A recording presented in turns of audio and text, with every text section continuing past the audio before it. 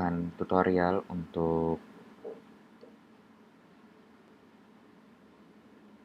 distance learning dengan role peserta. Peserta sendiri diharapkan login dengan nick-nya dan password-nya itu sama seperti NIP. Di sini saya coba login. Lalu ketika sudah login, pertama kali hal yang harus dilakukan adalah memilih golongan. Pastikan golongan tidak salah pilih karena ini berpengaruh dengan soal aktualisasi yang akan diberikan. Lalu jika ada kesalahan dalam pengisian, ini juga akan menjadi kesalahan yang akan berujung dengan tidak sesuainya penilaian akhir. Maka harus berhati-hati dengan golongan yang akan dimasukkan. Misal di sini golongannya adalah 3A, lalu kita simpan. Di sini nantinya akan ada tampilan tentang saya, lalu informasi, lalu pelatihan yang diikuti. Dalam hal ini, peserta tahu bahwa dia angkatan berapa dan kelompok berapa. Dan untuk pelatihannya sendiri bernama apa dan tanggalnya dari kapan sampai kapan. Lalu setelah melihat data ini, kita lakukan klik detail. Nah, pada di sini harapannya para peserta itu mengabsen harian peserta. Nah, pada di sini absen pagi dibuka pada pukul 7 dan absen sore dibuka pada pukul 15 sampai 16. Harap absen sesuai dengan jam ini. Ketika tidak dalam jam ini, maka di report akhir, artinya di report pada saat kita melakukan absen, maka dia tidak maka dia tidak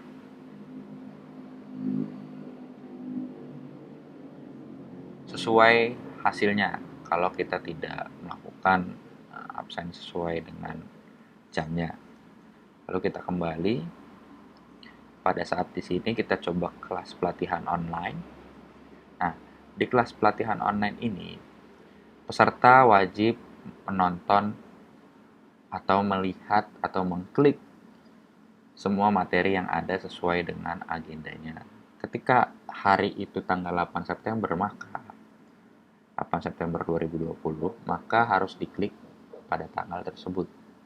Jangan lebih lambat maupun lebih cepat.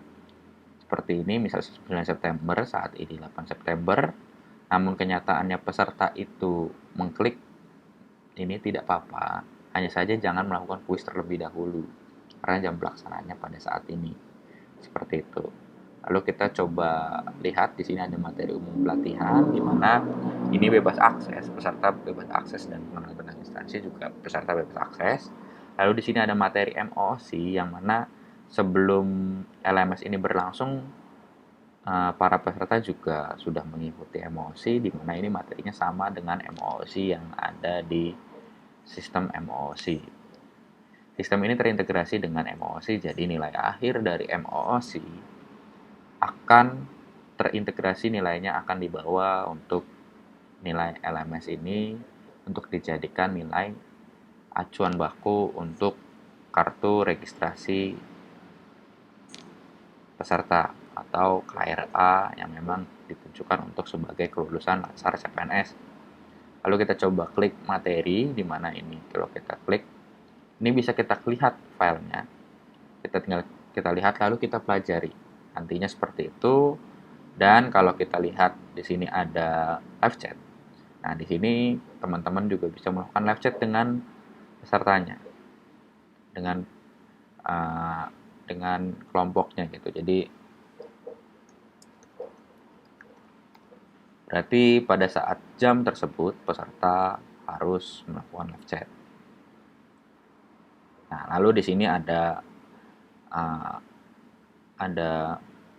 quiz kembali. Mungkin saya coba quiz, tidak apa-apa karena ini datanya data dummy dan ini hanya untuk video tutorial saja. Nah, mungkin sebelum saya quiz, saya memperjelaskan apa sih sebenarnya perbedaan buku merah dan buku kuning di sini. Asinkronus adalah pembelajaran yang kalian peserta itu tidak perlu untuk menunggu tutornya itu ada. Artinya tidak dijadwalkan di jam yang sama, hanya saja kita menjadwalkan berbentuk di target tanggal hari itu. Artinya kalian harus belajar di tanggal tersebut. Lalu ketika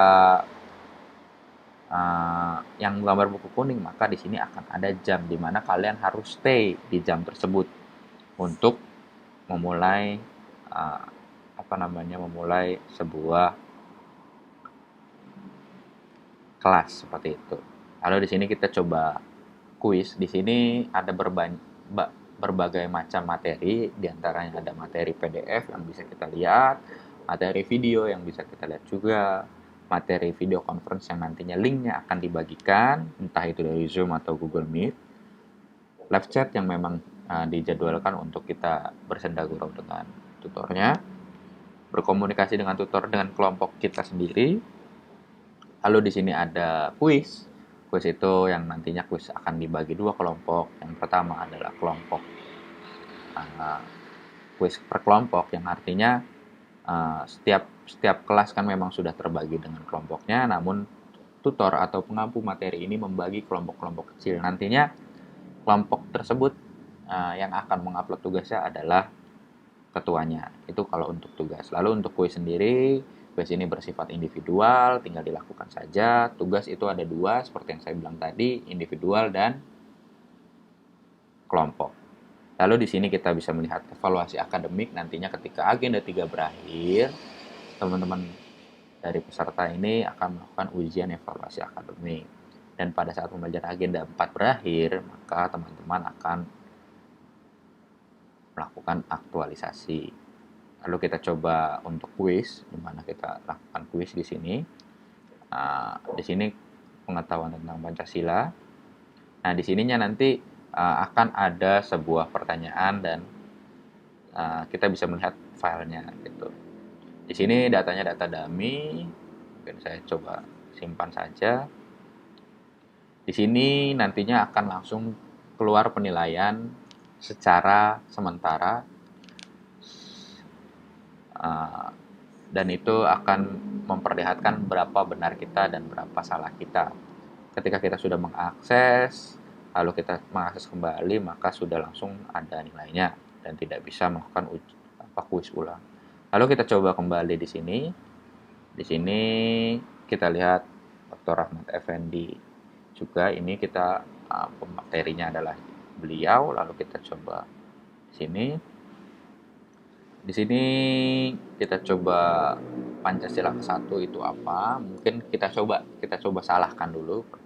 Lalu jelaskan tentang Indonesia. Indonesia adalah negara kepulauan. Nah, dari teman-teman peserta menjawabnya juga harus mendeskripsikan menjawab dari pertanyaan tersebut. Jangan seperti ini hanya data dummy, tolong jangan dicontoh, hanya untuk tutorial saja. Lalu di sini siapa Ibu Soekarno, yang kita ketahui adalah Ida Ayu Nyoman Rai. Di sini juga kita bisa lihat file lampirannya kalau memang ada itu dan penjelasan dari kuis tersebut. Lalu kita coba simpan dan di sini akan muncul berapa pertanyaan yang benar. Nah, di sini terima kasih telah menyelesaikan kuis. Benar 1 dari 3 pertanyaan, yang mana tadi ada 2 pilihan ganda dan 1 pilih esai. Dan untuk jawaban esai akan diperiksa terlebih dahulu oleh tutor. Jadi tutor akan diperiksa dulu, baru kita akan melihat nilai kita di halaman ini untuk kuis tersebut. Lalu kita kembali ke tugas. Kita coba tugas. Di sini ada tugas yang memang individual. Jenis tugasnya adalah individual, di mana kita bisa melakukan lihat file tugasnya. Di sini kalau kita mau lihat file tugas, tinggal klik saja. Lalu kita coba lalu kita bisa untuk menguploadkan file, lalu kita coba simpan seperti itu.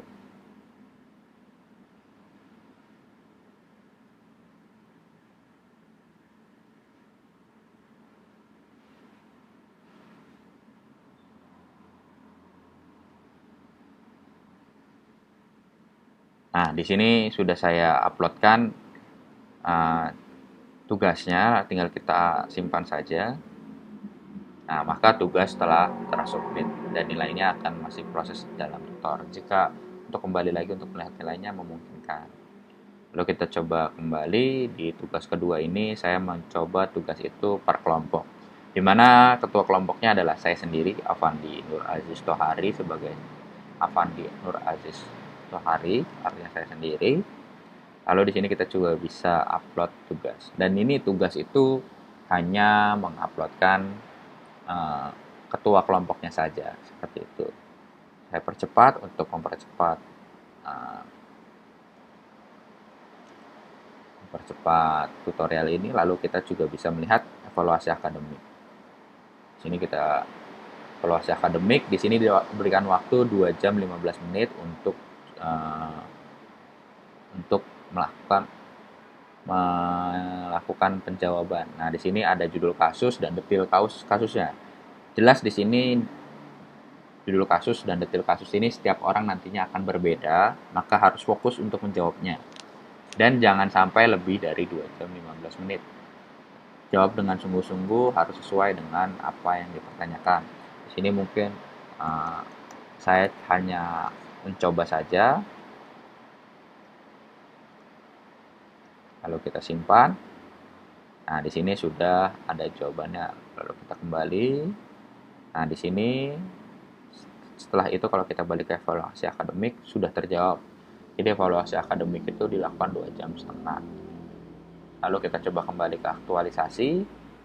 Di aktualisasi ini kita tinggal melakukan upload yang memang kita file telah kita buat. Misal pada laporan perancangan aktualisasi kita upload apa, minggu 1, minggu 2, minggu 3, dan laporan final itu apa.